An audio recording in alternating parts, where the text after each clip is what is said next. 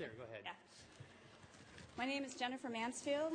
I want the best for everyone, every person in Bellingham. It is because I lost someone dear to me on the streets of Bellingham that I am here today. When someone doesn't have a support system to fall back on, they turn to their community. We cannot let diseased societal mindsets dictate our city directives. Mother Teresa once stated, one of the greatest diseases is to be nobody to anybody. People without shelter or homes are not nobody. They are somebody. Somebody's mother, somebody's father, somebody's child, somebody's friend. So I would like each of you to picture someone you love who is dear to you and imagine them living on the streets of Bellingham. I know as a mom that we cannot abandon our roles as leaders, guardians, and caretakers or sweep away what we don't want to see. Bellingham is home to all of us, but not all of us have homes. That is the challenge. How do we best serve our collective family? The city does not want to waste time or money on Band-Aid solutions or deploy counterproductive costly action or inaction. When we provide a space with adequate outreach and resources to facilitate a path for someone to stabilize their life, they can be productive. That is our city's highest calling and highest return on investment. So I am here to advocate for homes now, not later, and everyone who currently needs shelter. Thank you, Jennifer, for waiting to give your comments. Jonah Longhorn, you're next. Is Jonah here? Thank you, Jonah. After Jonah will be James Peterson.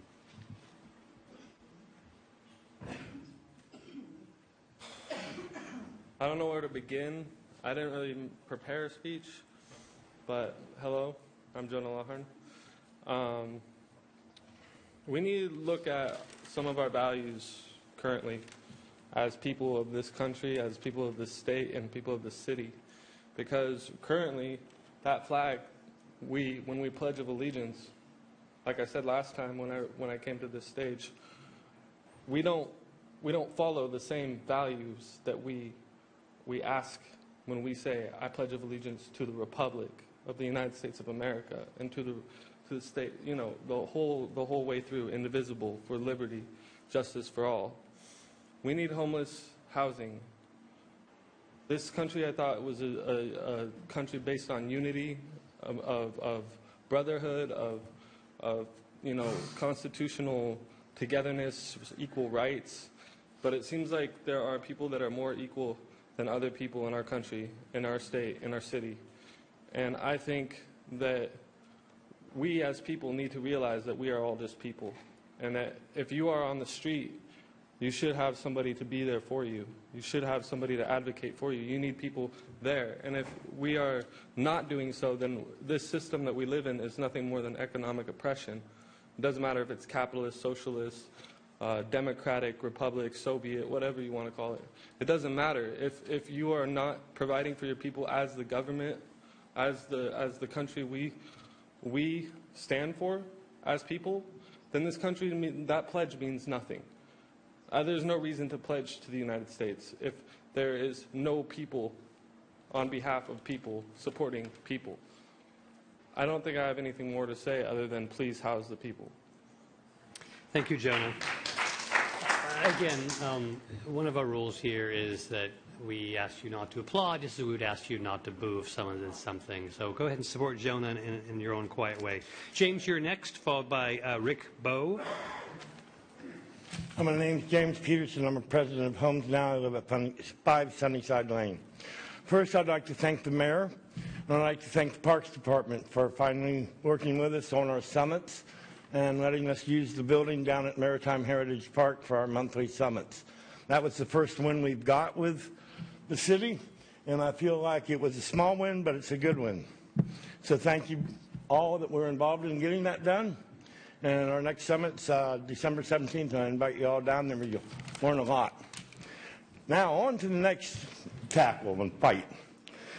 HomesNOW is the one that organized the sleep out that you see out here on City Hall. It's amazing. We have 45 people sleeping out there right now. We had people walking in last night at 2 o'clock that said they've been walking around the streets for 2 days, sleeping an hour here, an hour there, but no place. This is the first time they felt safe and sleeping. We've had 45 people. There's been no fights, no police calls, no stealing of anything. The porta pots, I check them about every hour. There's been no needles left in there. So the people that say we can't have porta pots because of the drug addicts, I disagree. So we have a list of demands that we want, and we're declaring a state of emergency for homelessness in Bellingham. We need a path forward to build a project of 4 tiny homes, and we don't need to have more meetings. We don't need to keep dragging this on for years. We need to do it now. We need safe places for people to sleep outside without the risk of being swept. And Maritime Heritage Park would be a perfect one, and we have the details if anybody is really interested. I have the details all worked out. We need a safe place to park for people that are living in their cars and RVs that work full-time jobs but can't afford rent. We need toilets and dumpsters put nearby the camps that you are sweeping. Maybe if you put dumpsters and porta pots and told the homeless, hey, if you keep your camp clean, we'll let you stay. Saved the city, what, $400,000 this year? $300,000 last year. That's $750,000 almost. And we also want you to support the safe storage program for storage for the homeless that would be free to the homeless and open 24/7 for them. Thank you very much. And there's a lot more. Thank you, James. I came here in 2000. I was robbed in Seattle. It put me on the streets. What these people are asking for, and what I know from being on the street, is a restroom that we can use 24 hours a day, a place where we can put our clothes, our stuff, clean clothes. I know it sounds really simple to you, but it's really hard to get clothes so I can go out and look for a job and be a member of society. I've worked my whole life. I'm a college graduate, and I've never been in a situation that's so hard to get out of. Once you fall into this, there's no way to get out of it. The demands that they ask are the things that I find that we really need too. And the shelter, I don't want to talk bad about things, but that's scary going there. It's a scary place. It's a bad environment for fights. It's a dangerous place for lice. And there's a lot of people on the streets that won't go there because of that. That's what I'd like to share with you. Thank you for listening to me. David, thanks so much. Go ahead and come on forward. Just state your name and tell us what you want us to tell us. Hi, I'm outside sleeping to support the homeless. We need a place to sleep. They need a place to sleep. It's very important that I let you know that some of my homeless friends have said that they have never had such a good night's sleep in a long time and never felt so safe. And I just want to say that please let us have some place so we can sleep and that they can be safe. And we'll clean up after ourselves. We're not pigs. As you see outside on your lawn, we're not pigs. We take care of ourselves. We want to take care of ourselves because we're people just like you and we're all equal. Thank you. Thank you, Laura.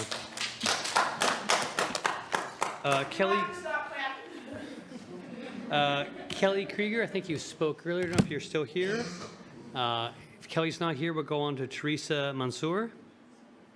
Teresa already spoke. Teresa already spoke. How about Shovia? Long last name begins with an M. I'm sure it's a beautiful name if you could pronounce it for us. Okay, Shovia Muchurahando. Hello, everyone. I know I've spoken before, and I'm here tonight, and I was listening to both sides. I come from a family who do own property, so I know the opposing arguments, and I know the arguments in favor. So I decided to listen to some people who are on the opposite side when we broke. And I listened to what they had to say, what their concerns were, and everything. And my question was, well, if you're afraid of somebody damaging your apartment, what is the security deposit for? What about the insurance that you take out on the property if it's damaged? And then I was thinking about the proposal that, the ordinance that you all put together. And in order to bring both sides together, we do have to listen to both sides. we can't just assume. So, what about a training process for all people within Bellingham that rent, whether it's private, public, or government housing? This has to happen in order for everybody to have a clear understanding. The people who were speaking that said, I think I have a right to know what the income is. From their perspective, if I had a property, I probably would be a little concerned to a certain point. But with training and education, I would learn why that isn't so important. You understand where I'm coming from. We all have to be educated. We all have different biases. We live in America. We know racism, we know sexism, we know discrimination. Let's not deny that. So in the process of passing your ordinance, I'm asking that you also implement some type of class, training for every person who has the power to give someone a home, to have that education, to learn about what happens when people lose their job, what happens when family members die, what happens when something so tragic takes your mind and you can't function. I came here with someone who was speaking of something. I'm on the same level. I have a college degree, never had any drug issues. I even worked in politics. But if it hadn't been for the housing, Bellingham housing, I would be homeless too.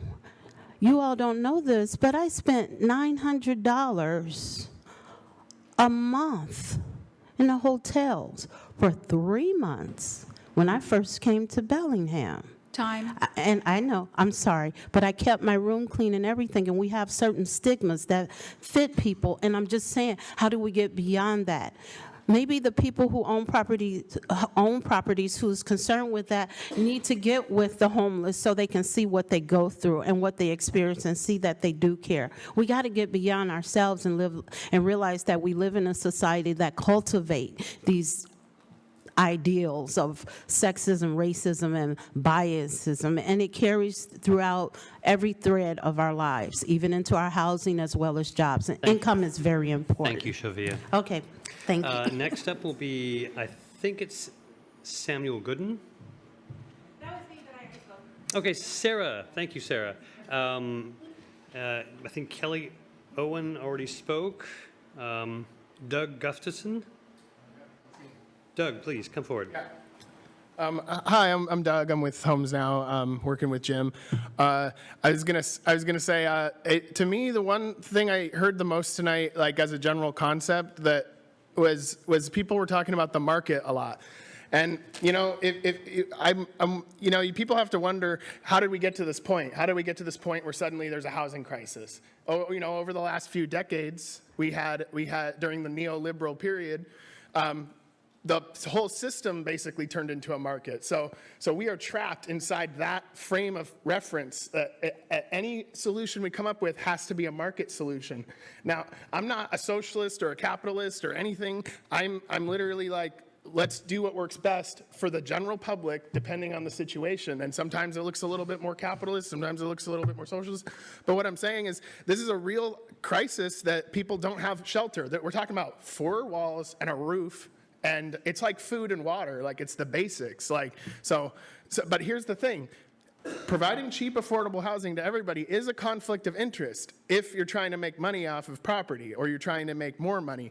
So the fact that it is a market is the reason why the prices keep going up and up. The actual raw cost of a building with electricity and plumbing isn't that much. If you look at the raw cost of materials, it's only when someone has to turn it into their piggy bank in 10 years or sell it for twice or 3 times what it's worth, that suddenly it becomes very expensive. And so if you were to implement affordable housing, those people who own properties would actually see their property values either kind of flatten or rise more slowly. And so to me, it seems like that's kind the people who have all the resources, relatively speaking, don't really want to give up that status, and that's what it looks like to me. And it's a nationwide problem. It's not just Bellingham. It's everywhere in the country. It's the general mindset of this country that it's all about business and making money, and that's led to a speculative market. Notice that people's wages have been flat, though. Like, people aren't making more money, but everything's just getting more expensive. So that adds up to a homeless problem. That adds up to people getting kicked out of their house because they can't afford it, because it's always assumed that people will have enough money to do that. It's like implied that if you can't afford to live, then you're somehow like a failure, or you have a moral failing that you weren't smart enough to get more money to live on. So, I feel like I'm really glad at what we're doing out there, because I think that by putting it on your guys' doorstep, we're actually like maybe having more of an impact than if we just talk about it. And it just seems like these meetings are meetings that lead to the next meeting, which lead to the next meeting. So it's just, that's all I have to say. So. Thank you, Doug. Leslie Shoeblack, you are next, followed by Amy Glasser. If you're still here. Is Leslie here? Leslie's left. Okay, how about Amy? Is Amy Glasser still here? Mm-hmm. Amy, you can speak from up there? Can you hear me now? Okay. For one thing, thank you so much for letting us sleep outside, to show the community how respectful and kind people are, even though they don't have homes. 4 days with 35 plus people unhoused, probably up to 45. 4 days with no violence. 4 days with no drug use in bathrooms. 4 days of no thefts. Totally wonderful people, much like you and me. You all know by now that I'm a mental health therapist. From my perspective, we have been coexisting so successfully this past 4 days because there's a sense of security at that camp right outside you. Reports are the best sleep they've had in a long time. And I've talked to most of the people there with my social work hat, not just my HomesNOW, not later hat. They finally felt safe with their belongings. They felt safe even near people they didn't know, because people were looking out for each other. They still are.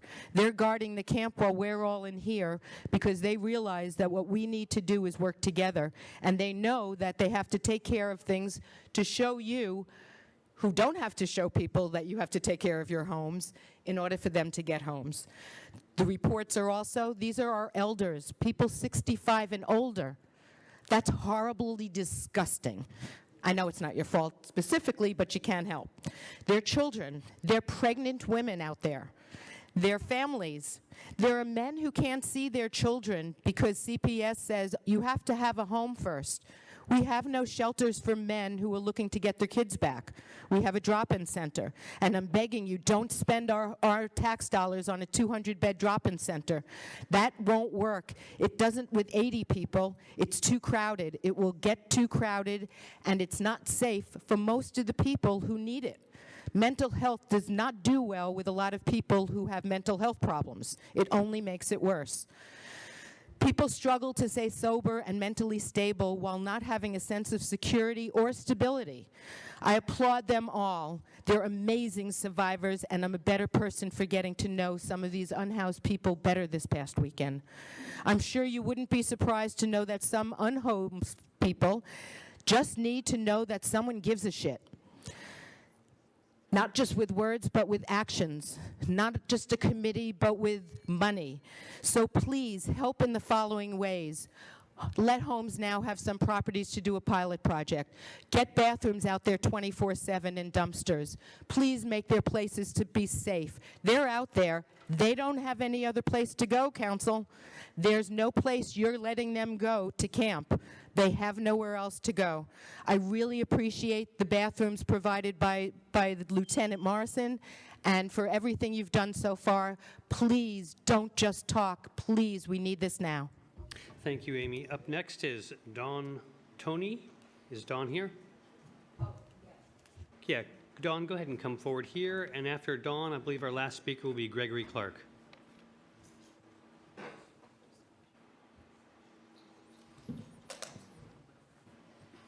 Yeah, first of all, I want to thank everybody for the tents and sleeping bags, and yeah, I had a great time. I don't want to pack up, but yeah. Anyway, I have a problem with the locks on the bathrooms. Like, we are on a timer to when we can use the restrooms.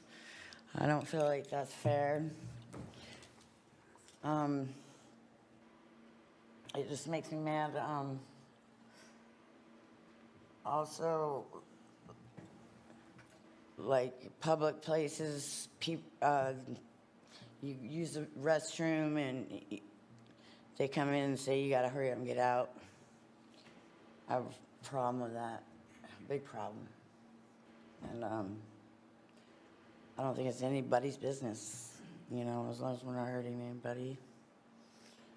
If I'm changing my clothes or whatnot, can't do it outside. Kind of cold. So, yeah. Anyway, thank you. That's all I got to say. Thank you, Dawn. And then Gregory Clark.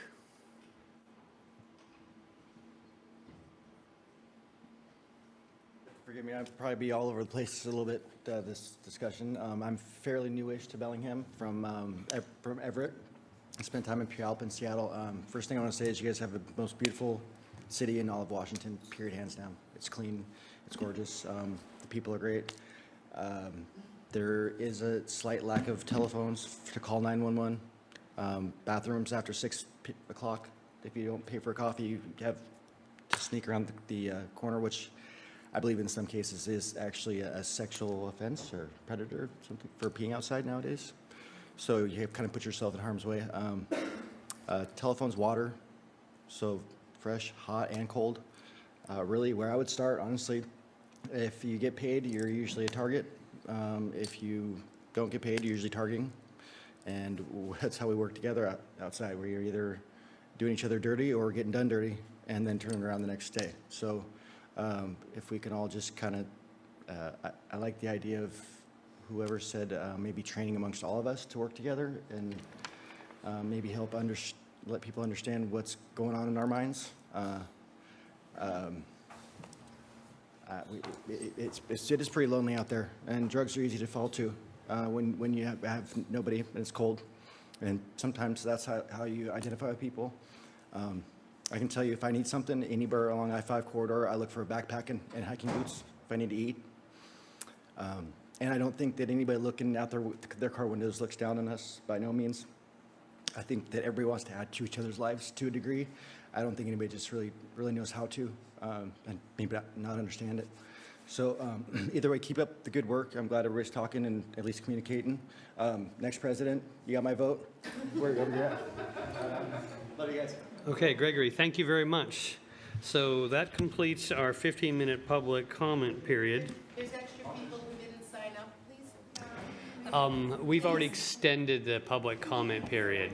They've been waiting outside to speak, please.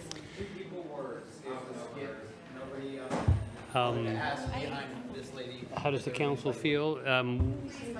Right. I'm seeing divided point of view. Are we all in agreement to hear them, please? Well, we have yet to actually begin our meeting, so please. The sense of the council up here is, I think, to let just a few more people who indeed have been waiting for a long time, but we do meet regularly. We are available by email if you have access to it, and you can come at our next meeting. We are readily available. There just may not be enough time tonight for everyone. Sir, if you just state your name and tell us what you have on your mind. My name is Bennett Mulford. I'd like to speak about my experience being a homeless man in this town. It feels almost like the line is not paper thin or anything, but the wall seems high and too thick between trying to get out of where you've been put and where people are seeing how you should be stuck. And that's just how it feels. It's degrading. You feel subhuman at times, and it's not inspiring to try and help the system when the system seems to scorn one. You know, together, the whole is greater than the sum of its parts. But when the parts aren't going to work together, then there's dissolution and conflict. But we can see beyond that. We can, create a society that is beneficial to all.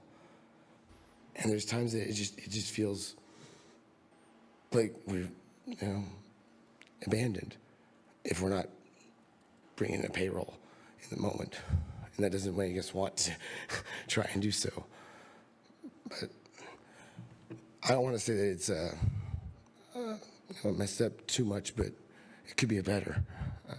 That's about all I gotta say. Okay, thank you. What was your first name again? Bennett. Bennett, thank you, Bennett. Sir, maybe you can be the last person. I don't know if anyone else has waited. One up here. All right. So, Okay, 1, 2, 3 more people. Go ahead and state your name. Marshall Zohar. Okay, so I was homeless from 16 to 18, and because me and my mom was mentally ill, and she didn't have any money, and she was living off of SSI, so she didn't want me interfering with her life, so she kicked me out. I had been working previously, prior to that, on my own. I had been in multiple institutions due to the fact I was trying to steal from my food because she wouldn't give me any, and so I moved up here, and it's just like really hard because there's all these homeless people, and it's just being a young person, because there's lots of us around here. It just doesn't seem like it because we hide out. There's a lot of young people, and when we try and go around the other crowds, I've seen lots of it happen to people. I've seen 17-year-olds dosing up heroin, shooting up in the park, man. It's just we ain't got nowhere else to go. And then Francis Place, luckily I have a place to stay, I have Francis Place. But there's other kids out there, who don't, and they're stuck out there, all night with people shooting up, trying to rob people. I've had people pull knives on me, guns on me. I've had the clothes off my back taken from me. I've been beaten up. I've been, I haven't had food to eat. I've had a struggle. I've been arrested multiple times for having to steal because I didn't have anything to eat, and we don't have anywhere to go, when I was, I wasn't homeless here, but when I was living in Portland, there were no restrooms. Where do you go, And then there's nowhere else to eat. Nobody wants to feed you. And it's just hard. And I just I think that the small houses idea and opening up zoning is a good idea, because I know it's an old saying, but you can give a man a fish and have him fed for a day, or you can teach them how to fish. Y'all aren't teaching us nothing. Y'all just throwing us in places with other drug addicts who want to stab us and take all our money, and that y'all ain't showing us anything. Y'all ain't teaching us how to survive. Y'all ain't teaching us about taxes. Y'all aren't helping the homeless people, I'd much rather have a camp community with somebody teaching me how to build a house than somebody putting me in a house and having to still struggle for my food, not knowing when I'm going to be going in, having any money to do anything, and it's just depressed, depressing all the time, nothing positive, and there's just nobody's trying to help us, nobody's trying to give us any skills to do anything in the world, and you guys just look down on us, then we end up 30 years old, and you guys just, I don't know. Thank you. We'll go up here for this gentleman. Michael Sean Sullivan, Bellingham, homeless. I became homeless by a death threat that I didn't make in the Ferndale court system to an EMT, Ferndale, who's having an affair with my wife, later on married her. That's how I became homeless. So I've seen a mentality level with the police force in Ferndale, Bellingham, the EMTs, they're very snobby, come off snobby, we're just nobody.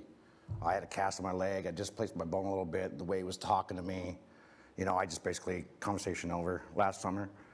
But anyways, I've been asleep at midnight, woken up by the manager or whoever was the manager of the property, and 5 cops came with guns drawn. I was sleeping on a piece of cement, trying to stay warm. That's it. But you see the whole thing with the EMT, they took my daughter away for 5 years. Okay? I heard that she tried to commit suicide. I haven't seen her for 2.5 years.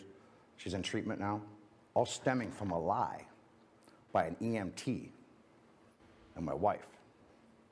I've been screwed with by the cops. I've been put charges on me for what? Choking a sign. Right now, I'm currently court ordered to take Adderall, which Compass Health isn't giving me. And then with Compass Health, the medical community, the first time I was with him talking to him about this post-traumatic stress thing that I got going on, and I get really angry if I'm not medicated, there's a bunch of other people in front of his door. As soon as I was done talking, he heard the footsteps. Completely unprofessional. I was a head usher at Christ the King Church, leader in training. I knew Steve Mason, Jason Hubbard, Felix Anderson. A lot of the old schoolers at CTK, small group was an emphasis. I was a productive member of society. But because there's no accountability for these guys, those guys right there, and the EMTs who are looking at my bike yesterday, trying to see if it's stolen or not, because they don't like me because I've called out some people, right? So what I see that you created an environment for crime that you're making money off of because there's nothing for us to do. And you know that. What do you expect us to do? Just follow, walk around and be civil and not break the law? But then the cops come and they lie, distort the truth, manipulate. I've seen it in action. I've witnessed it, and it's absolutely pathetic. I've been beat up by cops, trapping this arm down in the snow while the other one's wailing on me. Don't resist. But I couldn't speak. And you know why I did that? Because somebody audibly said my daughter was screwing with me. For the 200th time, I heard my daughter committed suicide. So that gut-wrenching pain, I snapped. There's a serious dark cloud over the police officers. There is no compassion, man. Time. There's no compassion. And that's serious because there's people out there that are losing hope. And when you don't give them compassion. Okay, thank you very much. Serious. And we have, I think, one more speaker over here. Go ahead. Just state your name for the record, please. Neil Cruson. Just to help out the community and the homeless. I've noticed that our payphones aren't as available to the homeless and even people that live indoors. The only reason why I'm mentioning this is because what if a homeless person or a person that lives indoors doesn't have a cell phone and we don't have our payphones available to us to go and call 911? It's just a request on my part and a suggestion. I would suggest, if you would please, keep the payphones in Bellingham, please, because it's not, what's to say that I don't have a cell phone myself?